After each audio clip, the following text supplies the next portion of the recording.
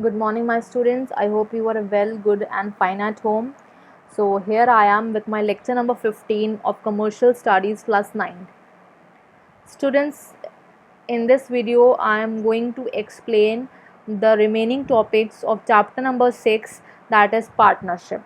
Just in the previous video, I have explained you the meaning of partnership, the features of partnership, and one difference also that was between sole proprietorship and partnership. So and those who haven't seen those videos yet, kindly first see that, because this is a very important chapter and you need to learn every topic of this chapter. So let's proceed to our topic number 1, that is difference between partnership and joint Hindu undivided family business.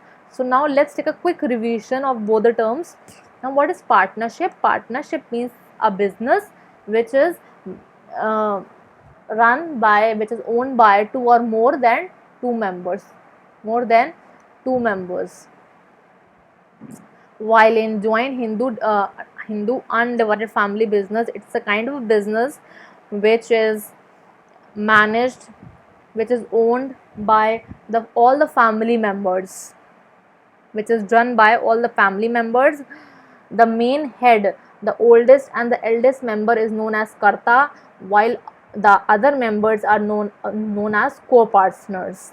Students, those who are not getting what I am explaining to them, you must see the previous video of this topic, joint Hindu undivided family business, and you need to remember all the topics very carefully. So let's come to the difference. First is formation. Now, partnership is formed on the basis of an agreement. Contract is required to form a partnership business, while in joint HUF, it is formed by birth. As soon as a member is born in the family, he becomes the member. Only one condition is required, that the female member cannot become the member of joint HUF business. Only the male members will become the co-partners and not the female members.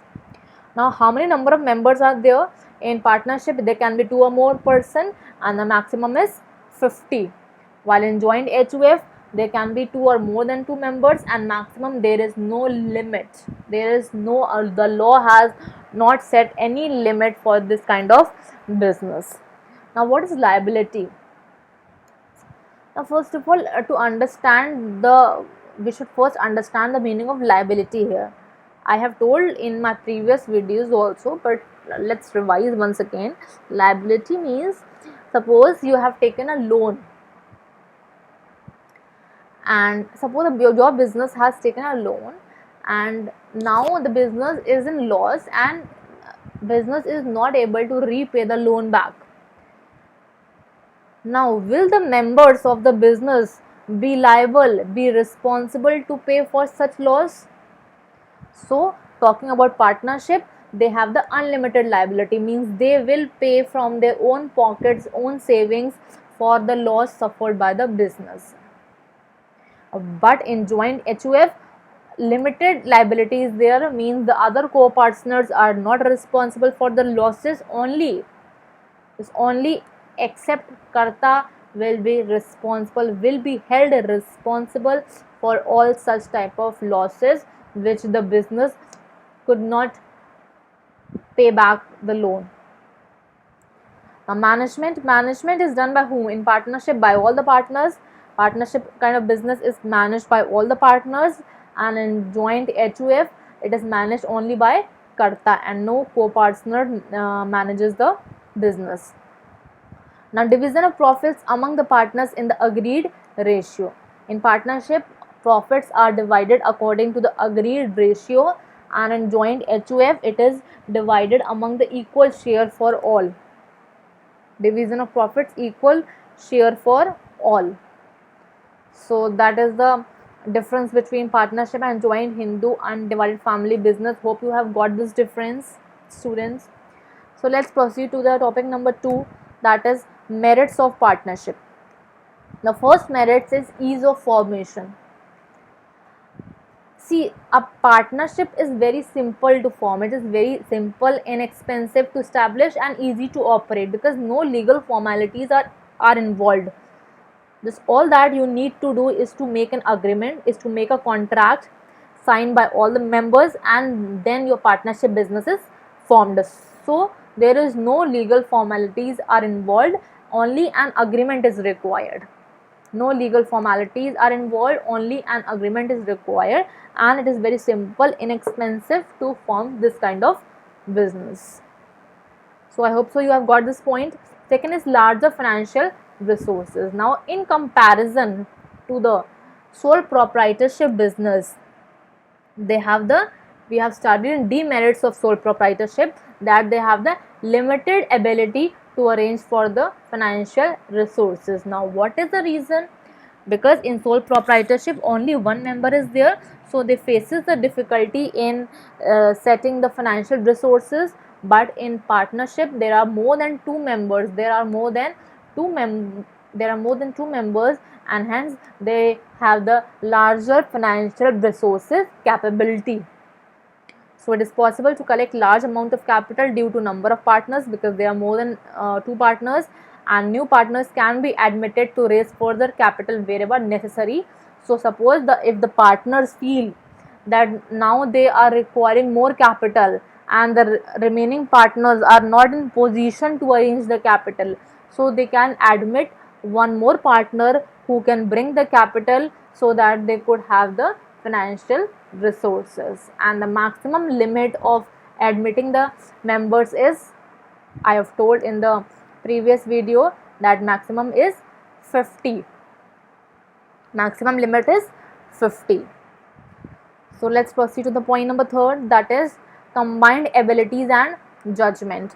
Now in a partnership, in a sole proprietorship business, there was only one members, and just one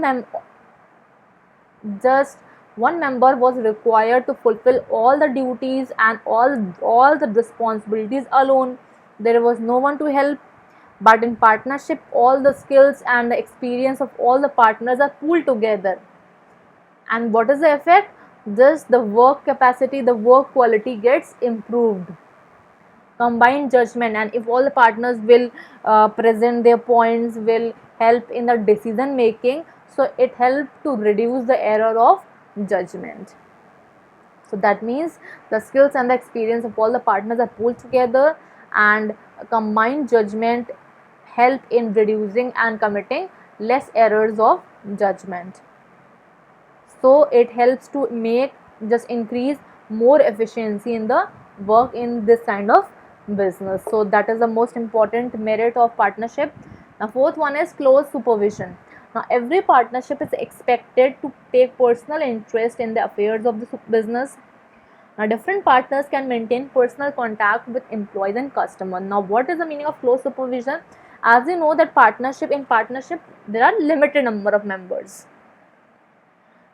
and this kind of business is formed to carry some particular purpose. So they will take the personal interest, that how they can make the business successful, how they can earn more profits. So for this they make a close supervision, that how the activities are being conducted, how to make the activities more, just in a more efficient way. That is the sole purpose of the partnership. Now, the fifth point is secrecy. A partnership firm is not required to publish its annual accounts. Just in case of sole proprietorship, partnership also does not have to required to publish its account, and therefore the affairs of the business, the activities of the business are not known to outsiders. It can be easily kept secret. Only the partners of the business can knew about the such activities. So I hope so you must have got all the merits of the partnership business. So let's proceed to the next topic, that is demerits of partnership. Now first point is limited resources. We have studied in merit that they have the larger financial resources, and now again in demerit we are studying in limited resources. Why this is so?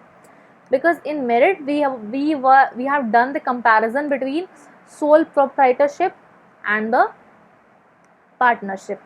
So while doing the comparison, of course the partnership has the more financial resources. But in the demerits, we are going to compare the partnership with the company. Company is large, of course, they have the more than 100 members. So of course a company has larger financial resources. So in doing a comparison, while making the comparison among the two, between the two types of business, so partnership has limited resources, because there is a limit in the partnership that you cannot admit more than 50 members. There's a limit. So if all the partners need to expand their partnership business, they cannot, because there is a limit to the partners that can be admitted in the partnership. Therefore it is not possible to collect the huge financial resources.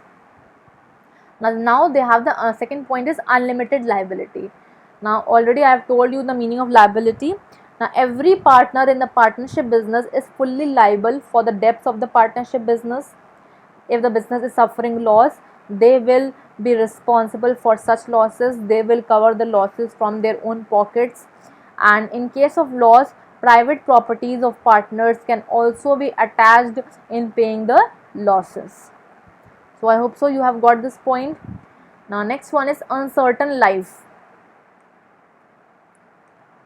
Now partnership business suffers from the instability, insolvency, retirement and death of partner may cause an abrupt end to business. Now partnership business, the most important demerit is uncertain life. Now if one of the partners dies, or you can say if one of the partner become insolvent, so that means the partnership may come to an end. Just if all the partners dies, that may lead to an end to a partnership business. And if one of the partner dies, so it depends just on the other partners whether to continue this business or not to continue. So this kind of business has an uncertain life, means the life of a partnership is not certain. It can be dissolved if because of the instability of the partner, insolvency, retirement or the death of any partner. Now fourth one is conflicts. Lack of confidence, unity and harmony among the partners may lead to delayed decisions and inefficiency. Suppose there is no trustworthiness among the partners, all the time the partners are fighting among themselves, there is a conflict in taking up decisions, so there is the chances of conflicts and committing the errors also, and there is a lack of secrecy also. So it can happen that there are chances of making the conflicts in taking the decisions, and that this may lead to a delayed decisions and inefficiency of the decisions also. The last and the fifth point is lack of public confidence. A partnership does not enjoy the trust of the public. Now why? Because partnership kind of business does not publish its accounts in the public. This, all the accounts are maintained in a secret way. They are not published to the accounts. They are not published in the public, and hence the public cannot know whether this business is earning profit, or whether how this kind of business is performing the activities, whether this kind of business is earning the loss or profit. So they do not know. And if as a public, as a consumer, we do not know about anything, we will not invest, we will not purchase that product. Simply, just if we have the knowledge about something, then only we will go to that area, we will go to that company. But if we do not know anything about that company, we will not trust that company. So there is a lack of public confidence. So I hope so you have got all the 5 points. So we have covered the one difference, merits and the demerits of sole proprietorship. And this is the end of this video. The remaining topics would be covered in my next lecture. Till then, be safe at home and do like and subscribe my channel. Thank you for watching, and study hard, learn and memorize all the chapters. Have a nice day.